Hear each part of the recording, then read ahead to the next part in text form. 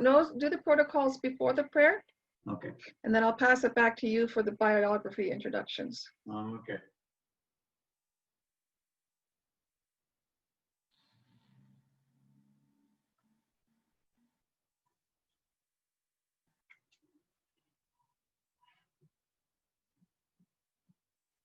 Awesome. I can bring everybody in right now then if we're all ready. Great. You're on, Joe. Here we go.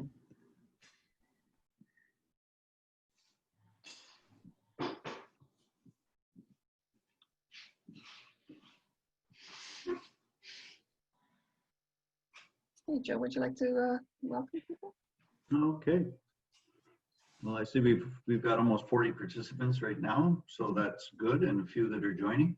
My name is Joe Gunn. I'll be moderating today's webinar. We have some terrific speakers for you. I'd like to welcome everybody from right across Canada, and even some people from beyond Canada who are with us today. So welcome to one of the several webinars that the Global Catholic Climate Movement, the chapter in Canada, has organized over the past little while. We hope that you'll all be able to participate fully. I'll explain a little bit of the protocols for today. We will begin with a prayer and introduction of our speakers. So if you'll allow me to just share with you that you will not have to worry about taking full notes as our speakers make their presentations, because we will be recording this entire webinar, and a link will be provided to all of the participants so that you can receive the information, which can include some of the slides from the speakers as well as the recordings of their remarks. We will have time for questions. The speakers are well versed in Catholic social thought, so they know the difference between a venial sin, which is going over the time limit, and a mortal sin, which is not allowing time for questions. Participation of all of you. And so we will have some time for questions, and we have a good friend, Chris Rinko in Saskatoon, is helping us see if some of the questions are actually the same. We'll make sure that we get those forward if they're similar, and we'll get in as many questions as we can. There will also be a quick kind of a questionnaire that will arrive on your screen during the question and answer period. This will be an attempt by the good folks to see if the work of the Global Catholic Climate Movement in Canada is meeting your needs, and if there are some ways that we might better proceed going forward. So I'd like to also take this moment just to thank the folks that are doing the survey, Catherine Norman and Katrine Hadley Derry, who's doing all the tech work for us. And without further ado, I'd like to just pass it over to Agnes. Agnes is the coordinator of the Global Catholic Climate Movement, and she will help us begin with a prayer. Thank you. Welcome, everyone. If you'd like to join me, I'll put the season of creation prayer for our Jubilee year up on the screen, and we can read through it together. In the name of the Father, and the Son, and the Holy Spirit. Amen. Amen. Creator of life, at your word, the earth brought forth plants yielding seed and trees of every kind bearing fruit. The rivers, mountains, minerals, seas, and forests sustained life. The eyes of all looked to you to satisfy the needs of every living thing. And throughout time, the earth has sustained life. Through the planetary cycles of days and seasons, renewal and growth, you open your hand to give creatures our food in the proper time. In your wisdom, you granted a Sabbath, a blessed time to rest in gratitude for all that you have given, a time to liberate ourselves from vicious consumption, a time to allow the land and all creatures to rest from the burden of production. But these days, our living pushes the planet beyond its limits. Our demands for growth and our never-ending cycle of production and consumption are exhausting our world. The forests are leached, the topsoil erodes, the fields fail, the deserts advance, the seas acidify, the storms intensify. We have not allowed the land to observe her Sabbath, and the earth is struggling to be renewed. During this season of creation, we ask you to grant us courage to observe a Sabbath for our planet. Strengthen us with the faith to trust in your providence. Inspire us with the creativity to share what we have been given. Teach us to be satisfied with enough. And as we proclaim a jubilee for the earth and your Holy Spirit, to renew the face of creation. In the name of the one who came to proclaim good news to all creation, Jesus Christ, amen. Amen. Well, thank you very much, Alice. Welcome to all of the participants. We're now getting towards 50 people, so that's a good number. Thank you very much. I'd like to take this moment to introduce the two speakers. The first speaker will be Andrew Conradi, who's from British Columbia. He's been a member of the Secular Order of Franciscans since 2000. So he started when he was a baby, I'm sure. Andrew's an Laudato Si Animator, so he's taken that course about that encyclical that was released 5 summers ago. Andrew studied at McGill and UBC, as well as in Rome.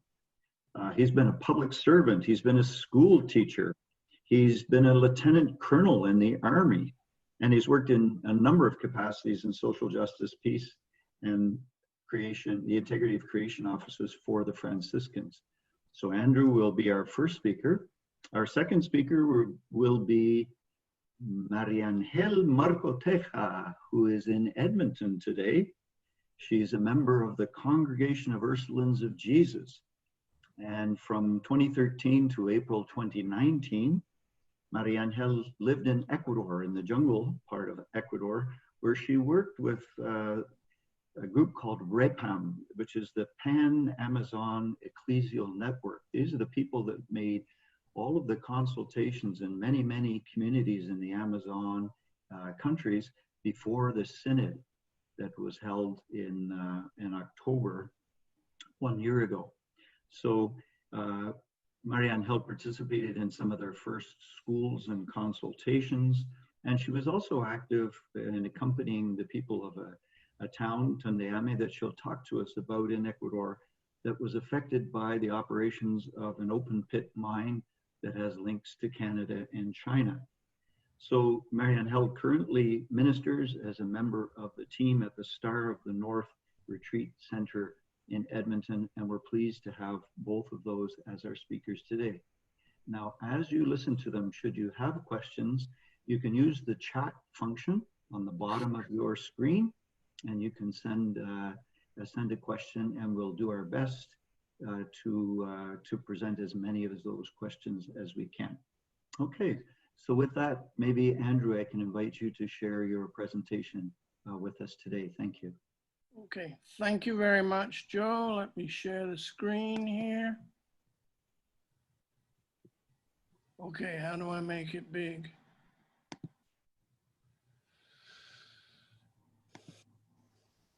It's not going, oh.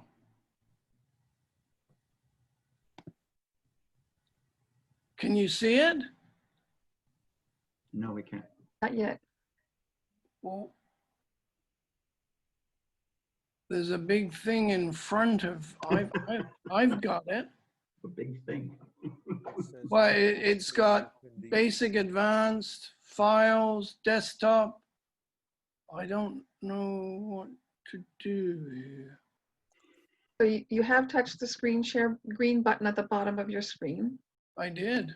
And then you choose your file from your desktop, which one you want to share, and then touch share again at the top.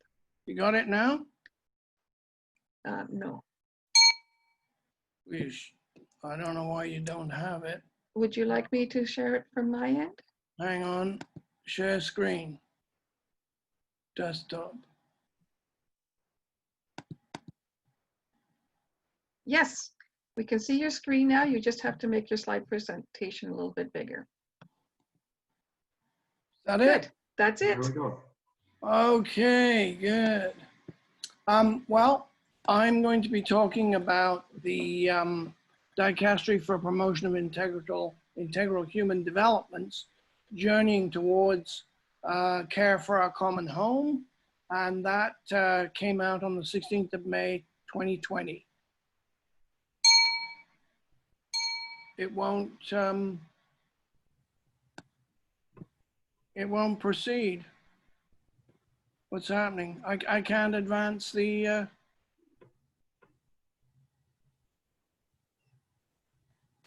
what's going on? Well, this isn't working. Something's gone wrong.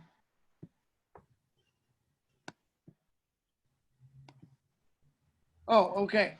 I acknowledge and thank the Lekwungen people of the Place to Smoke Herring, also known as the Songhees and Esquimalt First Nations communities, for allowing me to live, pray, work, and play on their lands.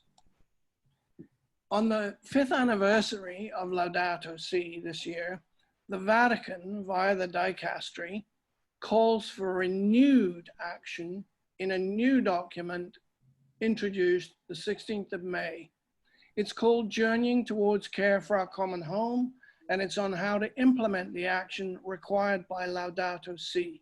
Although I can't find a complete translation into English, we have enough of an overview to start thinking and planning action. Basically, Catholic communities around the world are invited to join a grassroots movement to gradually work towards total sustainability in the coming decade, including carbon neutrality, simpler lifestyles, and divestment from fossil fuels. Okay, I've just tried to get the next one, but it's taking its time. Can you hear a ding? Well, can we ever? Well, why isn't it moving? I don't understand this. Does your arrow keys work, the down arrow? That's what I'm pressing, the down arrow. It always works before. Okay, hang on. No, it's somehow, oh, there we go. God, that took a long time. But I don't know what number this is. I think it's jumped ahead a couple. It's because you pushed it several times. Okay, well, chapter 4 of Laudato Si and the Amazon Synod is on integral ecology. And Marianne Kell will probably recognize this because Repam was involved in this little diagram. Journeying mentions that chapter 4 of Laudato Si includes the crucial issues of our day in an integrated approach to a complex crisis. And here they are: nutrition, water, energy, ecosystems, deforestation, desertification, use of the soils, seas in the ocean, work, justice and public administration, health, climate change, etc., etc., etc. Everything is connected. Did I forget anything? 20 minutes should be enough for this. Okay, that was meant to be a joke, and the joke is it won't proceed. Do we have to wait? Yeah. Why did it? Why? I don't understand why this is taking so long to move to the next slide. And I've no idea what to do to speed it up. God. Oh, Lord.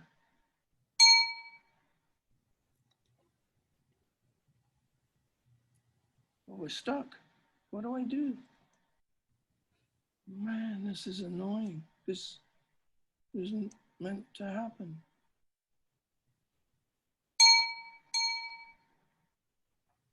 Okay, I can't get out of this. Damn. This is terrible. Okay, Agnes, maybe you guys are gonna have to. I can share from my end if you'd like.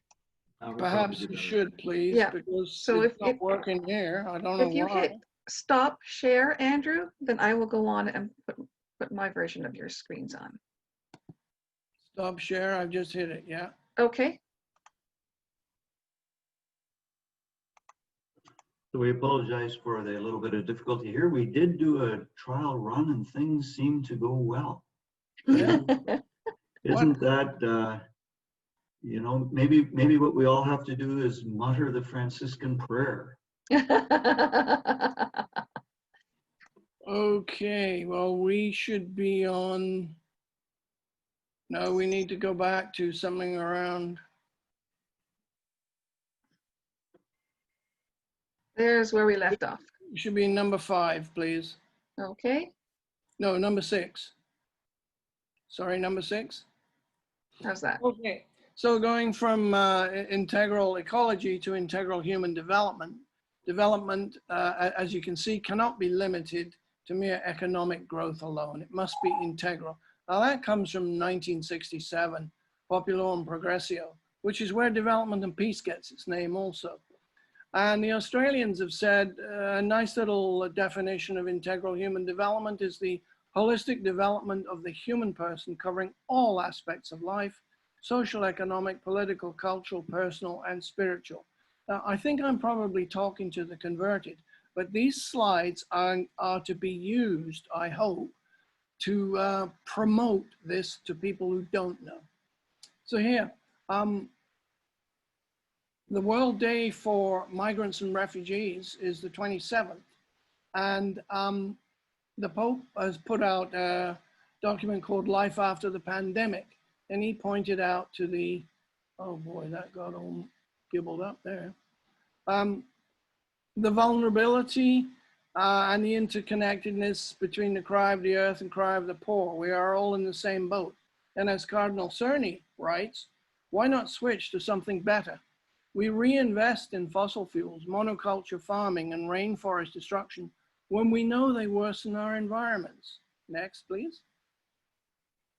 Again, we should pray, merciful God and Father of all, wake us from the slumber of indifference. Now, probably not those of you who are listening are indifferent, but a lot of other people just don't seem to get it yet.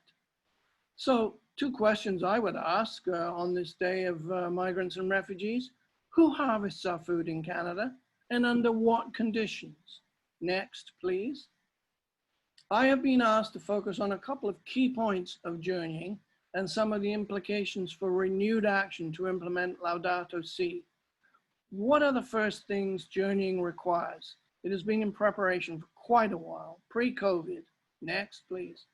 As you probably have heard this, maybe even seen this slide, if we destroy creation, creation will destroy us.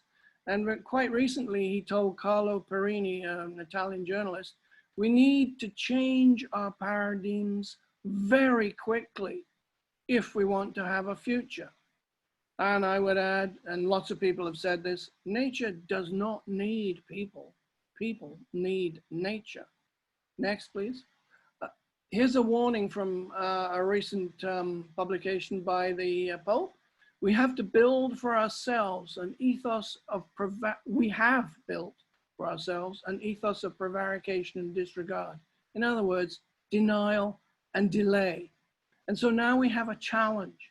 A Japanese bishop-elect has said, the church must help make sure post-COVID-19 economic recovery is based on ethical investments that protect the poor and the environment from exploitation and neglect, not greed, in other words.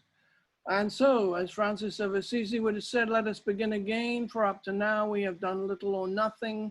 And as Idle No More says, we gotta change.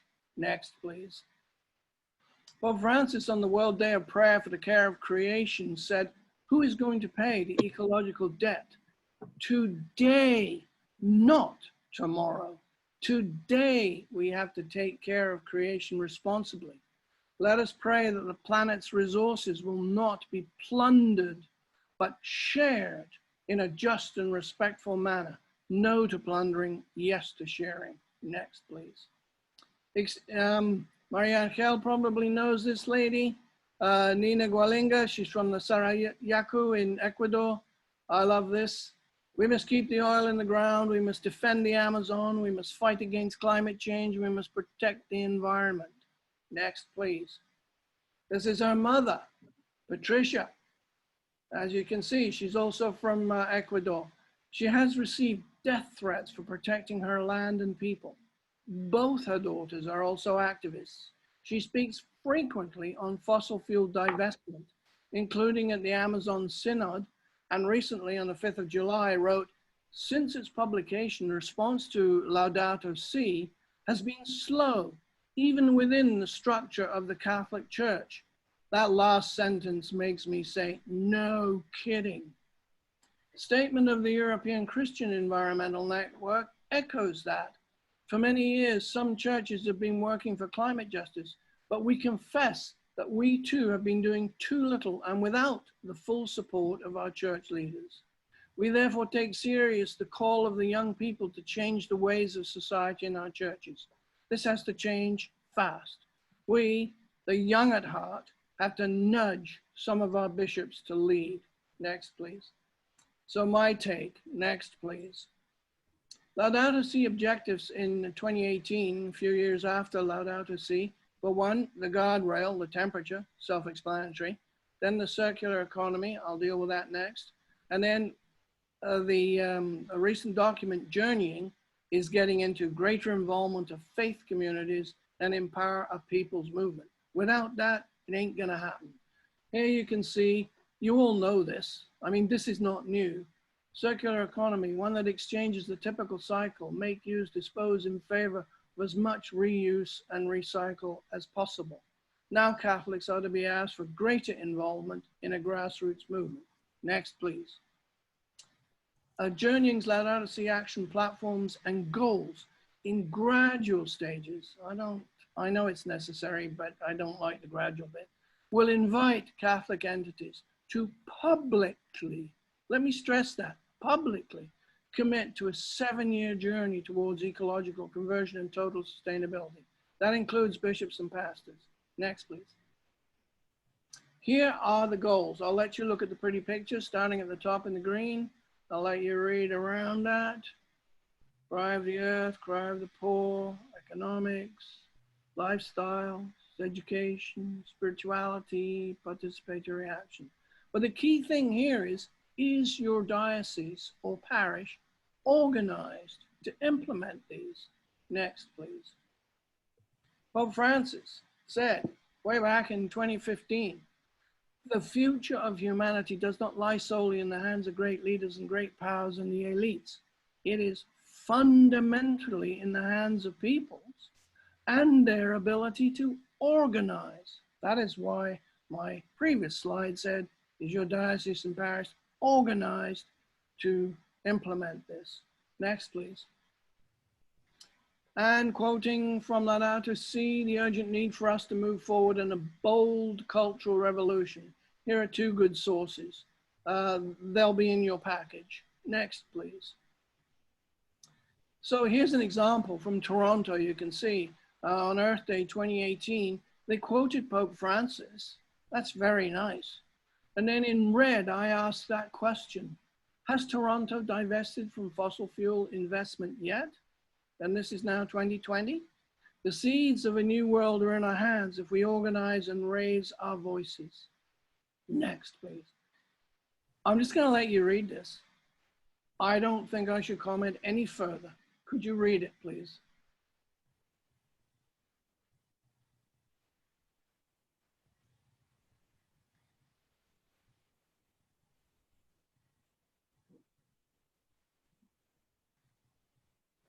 Okay, I will just echo the bottom two lines. It's time to wake up and walk the walk and not just talk the talk. Surely, climate change is the ultimate pro-life issue. Next, please. Climate change, we all know this. It's for the future, you know, future generation. But the Pope, when he spoke to Obama, invoked the spirit of Martin Luther King. Next, please. Is history repeating itself? Because in 1963, Martin Luther King said, we are confronted with the fierce urgency of now. In this unfolding conundrum of life and history, there is such a thing as being too late. This is no time for apathy or complacency. This is a time for vigorous and positive action. Many are saying exactly the same today about climate change, racism, and COVID. Next, please. At present, the platform remains an invitation. To me, let's go to the key point. Why wait to be invited? The first thing we can do is start now, planning and offering to volunteer and organize. Next, please. So in the red there, Franciscan Voice Canada, we put out a suggested letter to your bishop, our bishop, with a copy to our pastors, in invitations and offers to volunteer for this grassroots movement. And Agnes will send you the links. Next, please. There are two bright spots that really are worthwhile. If you look in the red here, the Alberta bishop said in 1998, a call to conversion, a time for action. As church leaders and members, we the people of God, how is the call to biblical stewardship communicated in the preaching, sacramental celebration, educational programs, and management decisions of our parishes and church organizations? And second, a really good pastoral letter in 2003. I would just add to that the call to biblical stewardship. I think we have to go beyond that to understanding the universal kinship we have with all of creation. Next, please. Here's a very bright spot. One bishop who really spoke out was Bishop Luc Bouchard of St. Paul, Alberta. His 2009 pastoral statement, The Integrity of Creation and the Athabasca Oil Sands. He outlined Catholic social teaching and applied it to the oil sands, and then questioned the moral legitimacy of the Athabasca development. Unfortunately, this pastoral seems to have been filed away and forgotten. You don't put your light under a bush. I don't know why that happened. It is worth reading and promoting. I had trouble finding it, and I got it from an American Franciscan website, and there it is. You can read it if you haven't got it. Oh, sorry, next please. Did you and your parish hear about these, even virtually, in 2019 and 2020, the season of creation? I think it is a bit better this year, but at the parish level, I'm not sure. Did you hear about Laudato Si Week earlier this year? If not, then we gotta ask, why not? Starting with our leader, the bishop. Hopefully in future, you will hear. Oh, next please. These are not new. You've seen them all. I'll give you just 10 seconds to relook at them. And now we have a new 8th spiritual R, the Laudato Si Revolution. Please, next. So here, we can raise awareness and advocate. That's exactly what we got to do to help build this movement. Ask people to sign the Laudato Si Pledge, which you can get. One parish in Victoria made magnetic fridge stickers of the pledge and sold them for $1, I think. Well, probably gave them away if you couldn't afford it. And you can ask that all the coffee, tea, and sugar served in your parish is fair trade and organic. At all parish meetings. You can ask for compostable paper plates and no single-use plastic. You can use tap water rather than bottled water, where possible, as long as it's good. And then the parish energy audit, which is on Common Faith's website in March 2018, that gets the parish involved. And then there's a 7-minute video, which I rather like. It comes from Fridays for Future, and it's from a Franciscan from India. Next, please. We must always remember this. How often do we hear from people who don't get it that spirituality includes a political dimension? Just read these. Faith, hope, and charity. Of these, the greatest is charity. Political charity is one of the highest forms of the virtue of charity. A good Catholic, says Pope Francis, meddles in politics. So I gently remind people when they tell me we shouldn't be involved in politics. Next, please. And here from Laudato Si, I mean, just read this again. Society through non-governmental organizations, while I won't get into whether we are or are not, must put pressure on governments to develop more rigorous regulations, procedures, and control. Unless we control, it will not be possible to control damage to the environment. And not just governments, but corporations, bishops, and pastors. Are our bishops part of society? Will they lead? Let's hope so. If we poke them in the chest, they will. So I say we must join others in nowadays virtual political action, demonstrate, write, and call. There you have, on the 25th of this month, the Global Day of Climate Action, mostly online in Canada. And there's a picture of the demonstration last year in Vancouver, kids. And my little question underneath, think of the effect if a bishop joined in this. Wow, the kids would really, I think they'd really be impressed. So would I. Next, please. St. Francis of Assisi wrote a letter to the rulers of the people. And sure, it wasn't about what we would call politics. But would you add your name? I think probably most of you would. Add your name to an open letter sent to world leaders about the climate crisis. Ask Trudeau about the Trans Mountain expansion pipeline. Agnes has the links. Next, please. Here's a good book that's just come out. I haven't read it, came out 1st of September, but we're not on track to meet our targets. To do so, we'll need a radical systemic change. Systemic, oh, now we hear that word a lot nowadays, don't we? Anyway, he is one of our top policy analysts, and he provides a full-scale blueprint for meeting our climate change commitments. Next, please.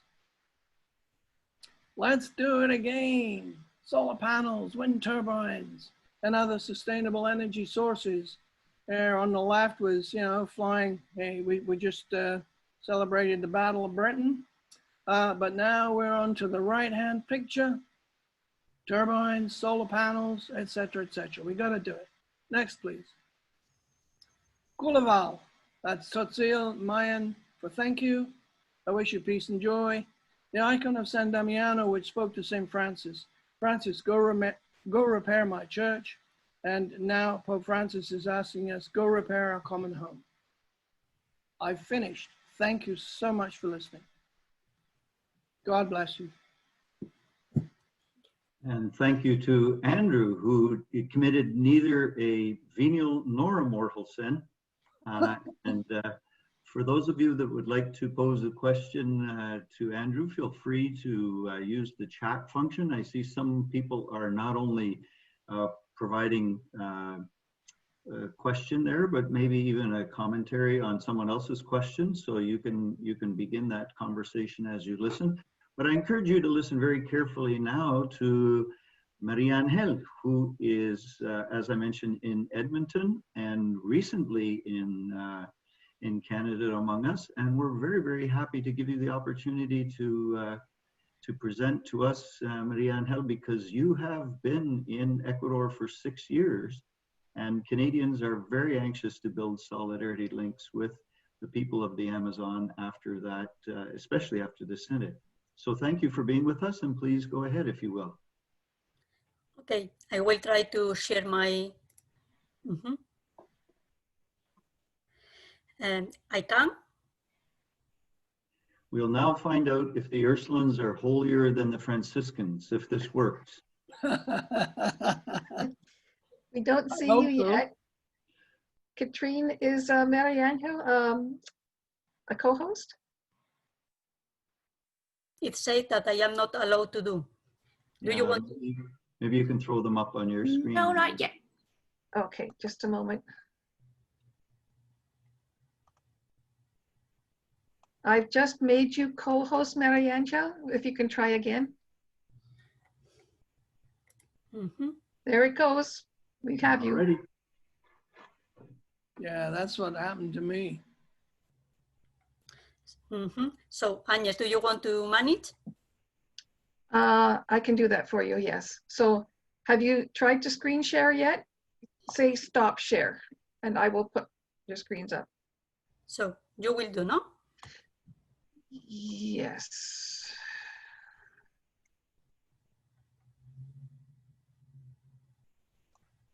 Okay, so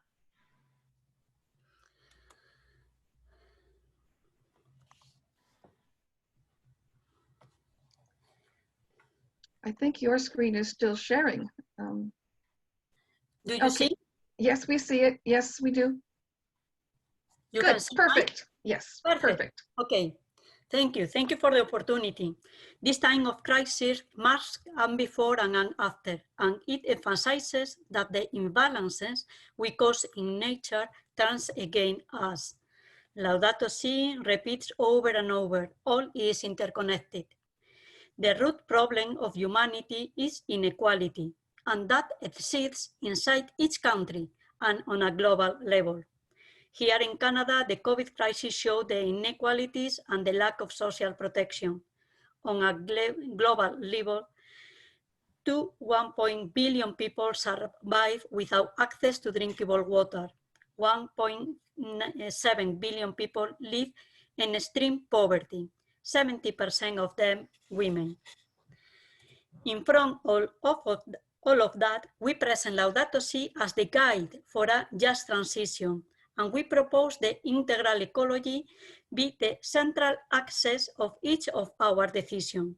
So we are going to follow the 5 dimensions of the Laudato Si.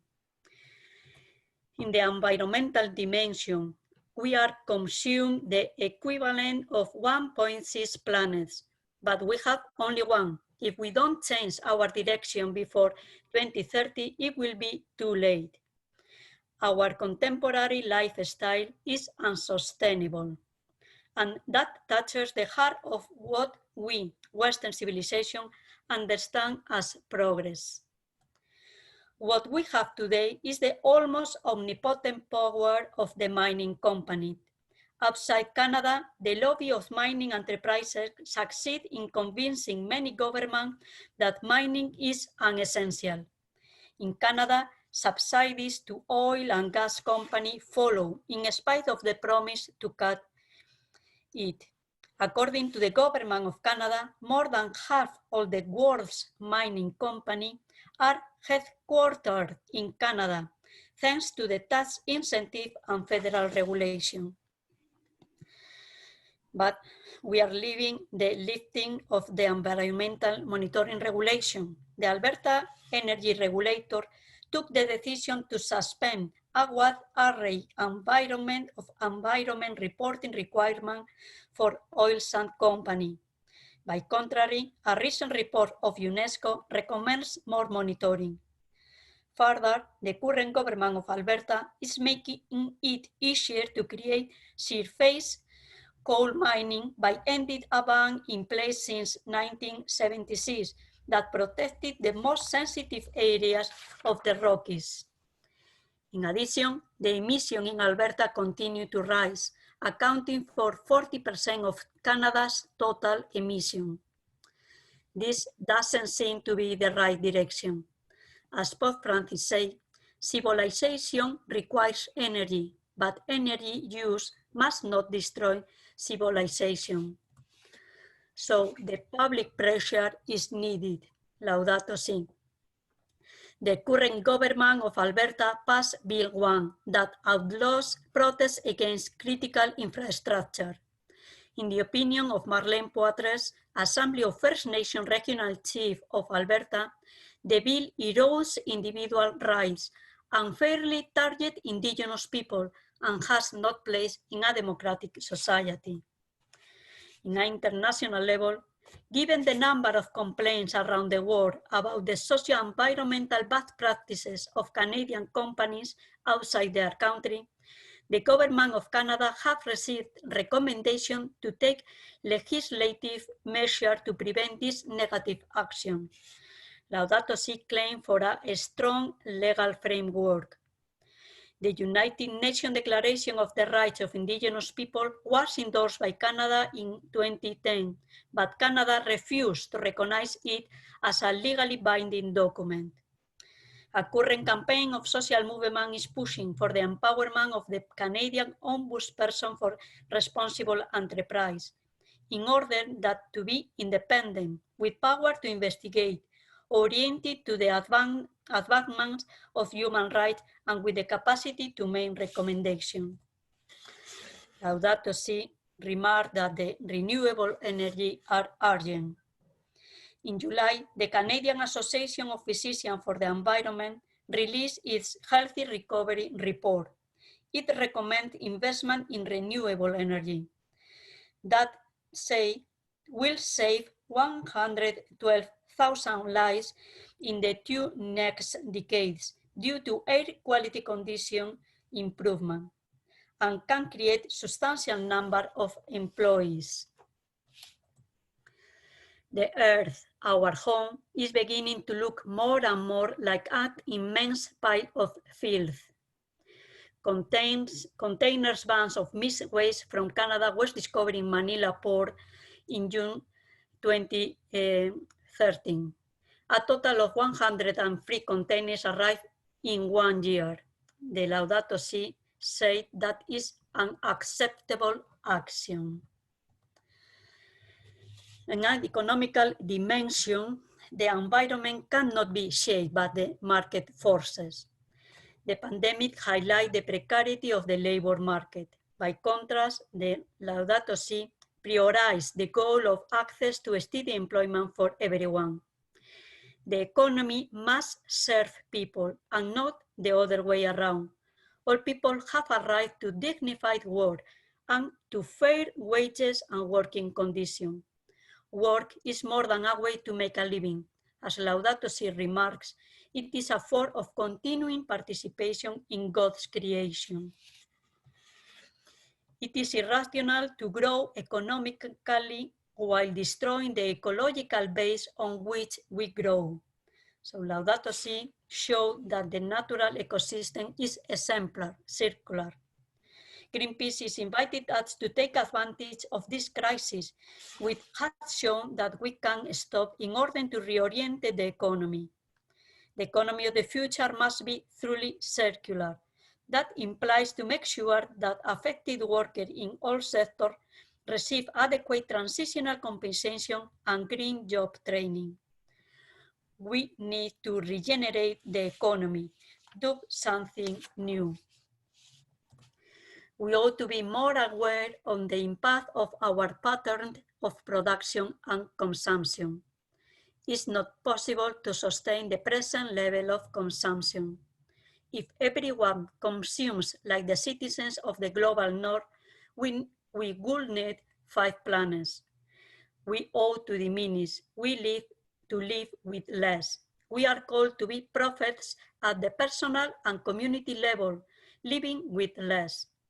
Live with less so that others can live just live. And turning our regard to the global south, we can see that they are not poor, they are impoverished. It is done to the people in the private area by the big enterprises and in the official area by the mechanism of foreign debt. So we will take the example of Tundaime, the rural village in the Ecuadorian Amazon where I was involved for 3 years. Tundaime is a rural Amazonian village in Zamora Chinchipe, South Ecuador, rich in biodiversity. In 2000, the company Corriente Resources, a Canadian company, arrived in the area. It is a junior company. This kind of companies are characterized by a lack of exploitation possibility, but they investigate profitable fields and carry out land appropriation policies, and then sell their shares to major companies who have sufficient capital to exploit the resources found. With the operation, they obtain profit margins of millions. Since 2000, Corriente Resources have carried out a land appropriation policies in Tundaime characterized by cover-up, unfair valuation, and unequal treatment. That is documented in the report of the General Controller of the State of Ecuador. This is a very unethical behavior for a Canadian enterprise, and it is not so exceptional. The enterprises use the time of crisis to profit and take advantage. Laudato Si claim for a strong international organization that put rules.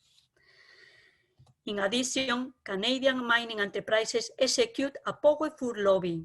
At a political level, Ecuador experienced big changes after 2006, including a new constitution. In all this time, the intense legislative war, Canadian companies lobbied closely with the government and saw their fruits recognized in the mining law, very favorable to the mining enterprises. In 2010, a Chinese company acquired the stock of Corrientes. Now, an open pit mine for copper and gold is operating.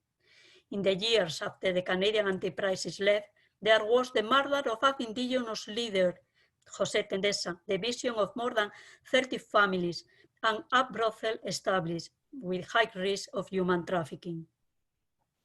In Amazon, the population used to take their food from the river, fishing, and from the forest. Being destroyed, both of them, by the contamination and the enterprise, they need to buy the food, and the only source of salary is the mine. So local people are not poor, they are impoverished. Laudato Si, the foreign debt of poor countries has become a way of controlling them. The 1st September, Pope Francis declared, again, it is a time to restorative justice. In this context, I repeat my call for the cancellation of the debt for the most vulnerable countries. But, he remarked in Laudato Si, a true ecological debt exists, particularly between the global north and south, connecting to the commercial balance with effects on the environment and disproportionate use of natural resources by certain countries over long periods of time. So Pope Francis reversed the direction of the debt, from foreign debt to ecological debt. In the social dimension, the pandemic has shown the inadequacy of social protection. It is clear here, and it is dramatically worse outside Canada. The World Health Organization estimates that environmental degradation is responsible for 23% of all deaths worldwide. Painful poverty coexists in a world with excessive consumption and a throwaway culture. So the more dramatic effect of the contamination and the degradation of the nature is suffering for the poorest. And the pandemic has shown how the poor are disproportionately affected. So a strong public social protection system is needed to take care of the most vulnerable, show the moral quality of a society. The social program investment is a preventive medicine. We cannot live without house. It is an essential. And it is part of the integral ecology. Cannot do more. In Canada, the Indigenous population has the highest poverty rates. Nationwide, 47% of First Nation children live in poverty. 69% of children in government care are Indigenous. Half of the trafficking victims are Indigenous. Almost half of the homeless population is Indigenous, being only 5% of the total Canadian population. There is an overrepresentation on Indigenous people behind bars. The implementation of the United Nations Declaration on the Rights of Indigenous People is required in several calls for justice of the Truth and Reconciliation Commission. It is very urgent to implement. About gender inequalities. About the 35% of women around the world have experienced in their lives physical or sexual violence. That is to say, 1 in every 3. Studies from previous natural disasters suggest that domestic and sexual violence rises during such events. In Alberta, during the pandemic, the Sexual Assault Center Edmonton have received 37% more calls asking help. Alberta, violence is often correlated to external stressor, anxiety, and uncertainty. Like other forms of violence, sexual violence is about power and control. When a person loses control over an aspect of their life, they might try to regain that feeling of control by harming someone else. So the slogan, "Stay at home," was a call to be in hell for many women. That time of crisis is a period to increase social protection for them, not to calm or reduce it. Public policies ought to have always a gender perspective. In addition, to give a dramatic example, in Peru, hundreds of women have disappeared during the lockdown. It is clear that was a good time for human trafficking. The cultural dimension. The Laudato Si say ecology also involves protecting the cultural resources, treasure. It is urgent to go deeper in the reconciliation process, and we want to face the systemic resistance bravely and put in action policies to eliminate it. And I call to take care of the language, because language includes what it says.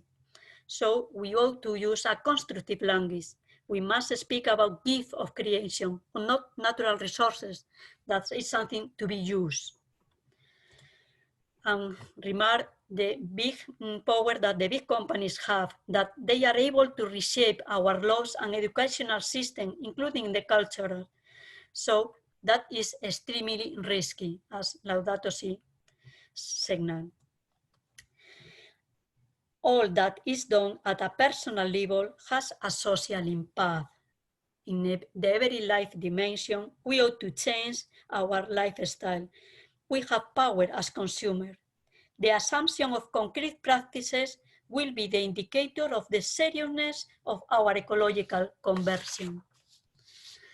To conclude, we remember Pope Francis said, in the ecological use, we risk the future. So in front of social problem, we need community network. A word of public advocacy is needed, and we need to feel as our the suffering of others. We need to make the connection between our consumption and business and the suffering of communities. How important is to be in contact with the poor, and the Pope is concerned that the opinion makers are removed from the poor. We need obviously to rethink our concept of progress, and we need to degrow. The time has come to accept decreased growth in some part of the world. We are called to live a happy sobriety. So let us sing as we go. May our struggle and our concept for this planet never take away the joy of our hope. Thank you. Well, thank you, Maria Angel. And you were also very gracious in giving us, keeping to the time and allowing people to pose some questions. So allow me to move to some of the questions that we've received. There are several people that have asked, really, starting with Andrew's presentation, about, well, what could be done? Andrew, you mentioned the question of divestment in the Toronto Archdiocese. You live in British Columbia. Has there been any diocese in Canada that has actually called for divestment? There are some religious congregations that have done that, but let me start with that question. Do you know of any diocese in Canada that is actually a policy of divestment? No, I don't. That doesn't mean to say that there isn't one, but I don't know of any. I mean, that quotation I gave about Toronto is, I mean, you know, if they haven't got it yet, they should be getting it soon. Right. I have a feeling that journeying is going to nudge them into doing this. Okay, well, I think you're right. I don't know of anyone that has been able to name a diocese that has done that yet. So that is a possible action. Now, there are 2 or 3 people in the chat box that are asking questions. Lanny asked us about how we move beyond awareness. And it seems to me that good pedagogy always includes not only growing awareness, but giving us some ideas of what we can do for action. And I think Lucy talked about the need for systemic change, and Marianne Hill talked about the need for building community networks. Someone asked if churches have committed to being carbon neutral by 2050. Mark Carney has asked all companies on stock exchanges to talk about their plans to be carbon neutral by 2050. What actions do you think concretely, I'll ask both of our speakers to maybe give one or two concrete ideas for moving forward, if you might. Okay, I would suggest that since we are all members of parishes, we talk to our pastor and ask for there to be a social justice or a Laudato Si committee, and that they get in touch with the bishop and put pressure on the bishops. If the bishops get the pressure from underneath as well as on top from Pope Francis, maybe they're going to be forced to well, I don't know about forced, but maybe they will be persuaded to act. When they see that the people of God, I mean, I read somewhere that the magisterium includes the people of God, and that's us. Yes, I love that quote. Very good. Marianne Held, any ideas? Well, I think the conversion, the personal conversion ought to be in a contemplative way, because the fear don't move. But if we contemplate the creation and we recognize God in them, we change. And the next level, community level. So try. So for instance, in my parish here in Sacred Heart of the First Nation in Edmonton, we proposed to the priest, and was exciting. So we do the work perhaps, but we were well welcome, and we are doing. Further, we need advocacy. So to join association to advocacy with others. Pues the global climate Catholic movement is one, development peace other, but advocacy with others. Alone we are alone. So we need to be with others, but it's possible. But someone ought to push to do. Yeah. Push. Indeed. Well, here's another question that a couple of people have asked about. Would it be helpful to have a kind of a traveling group of educators? Do people know where they can turn? Andrew, you may want to talk about the Laudato Si Animators. There are people in each region that are working on these kinds of issues and can be connected. Are there any links you'd like to give to people that could help with education possibilities? The links that I would propose are in my PowerPoint, plus Agnes has taken them all out and put them on one page, I believe. So yeah, they're there. They're there. I see the role of the animator as making it easy for people. In other words, as an animator, I filter all this information, and okay, if I think it's important, then I pass it on. Okay, that's true. But I think that by now I have an idea of what is important. And so that is the role of the animator. Pass the information on in easily digestible bites, and PowerPoints are very useful, pictures and words. And as you said, pedagogy, education, continual raising of awareness and advocacy. And when people say to me, well, advocacy, I don't know what that means. It's simple. It means talking to people, or writing to people, or calling people, spreading the word. That's what advocacy is. And as a Franciscan, I think it was St. Bonaventure that said, we have to advocate for those that are voiceless. Thank you. Marianne Held, you're, I would say, very recently in Canada. Have you a message that you'd like to share with, these are usually people who are participating in these kinds of webinars who are quite open, but we're very anxious to hear of suggestions that you might have too with your broader experience of the world.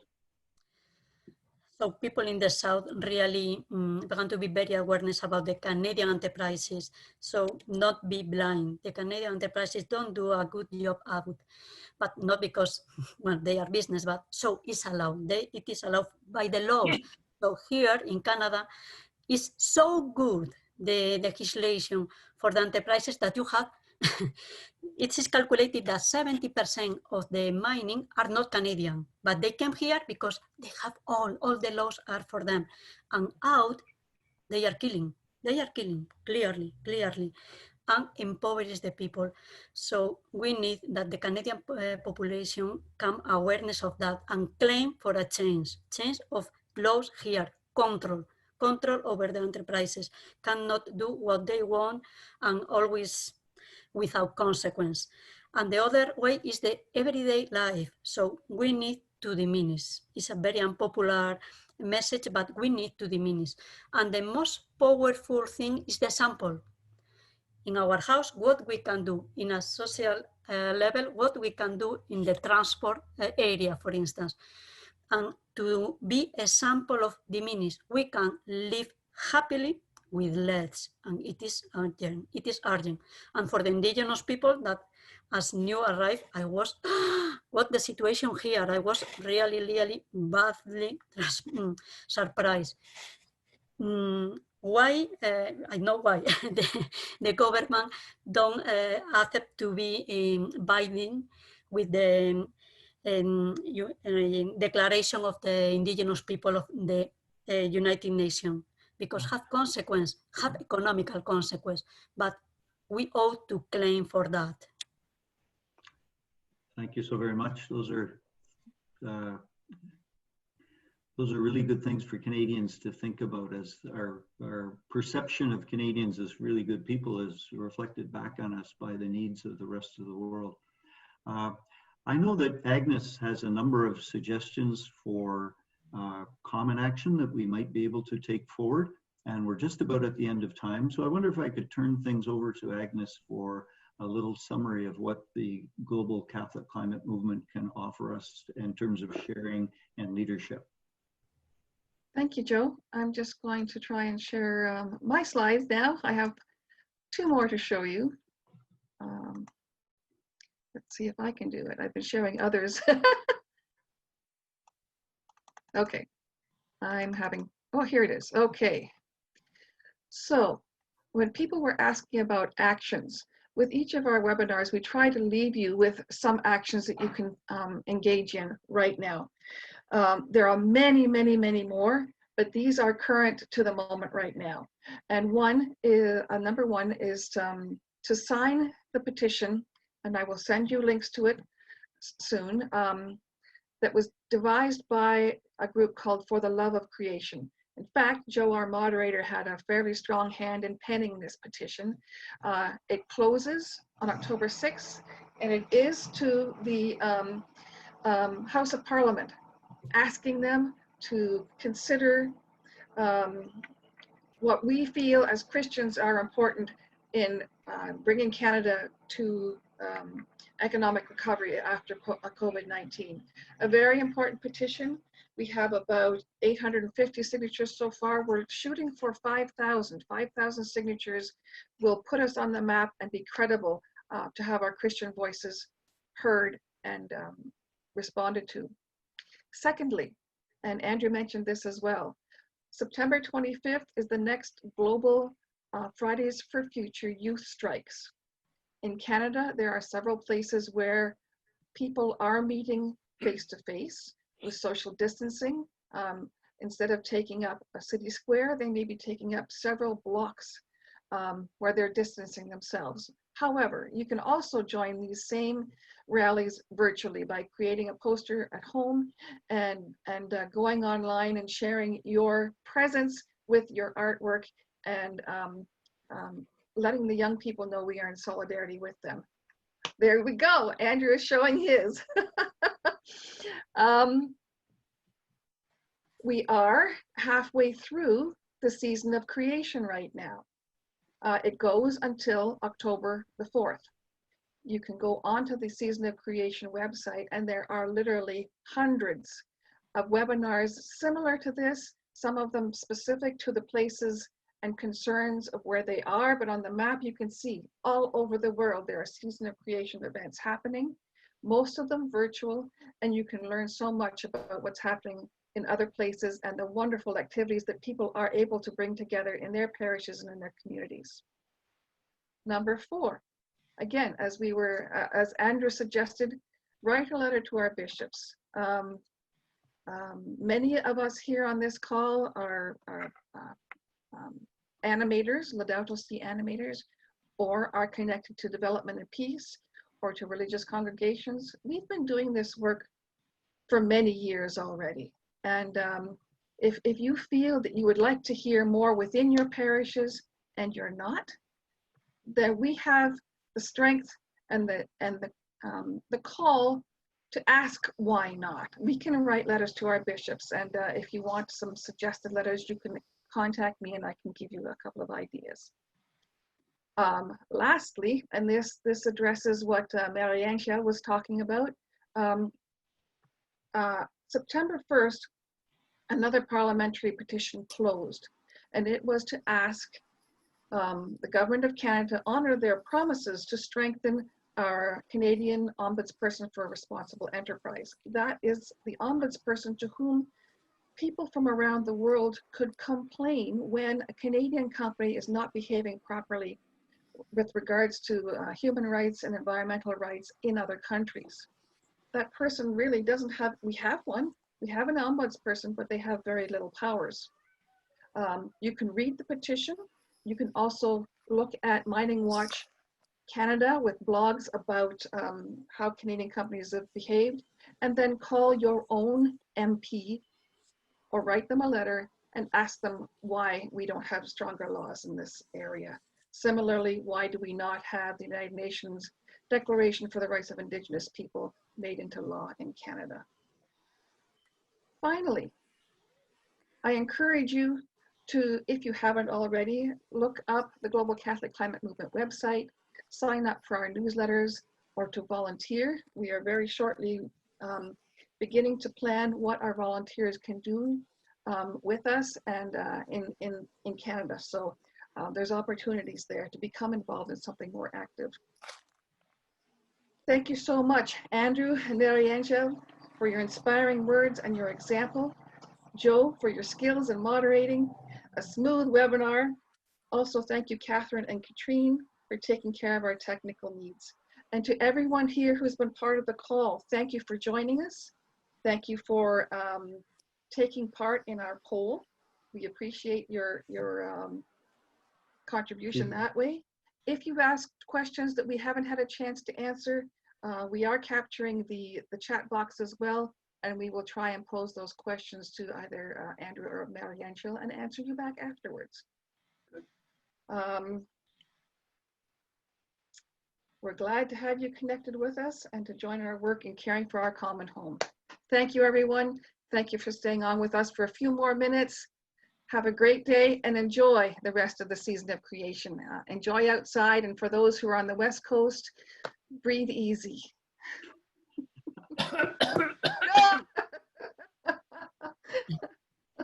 Well, thank you.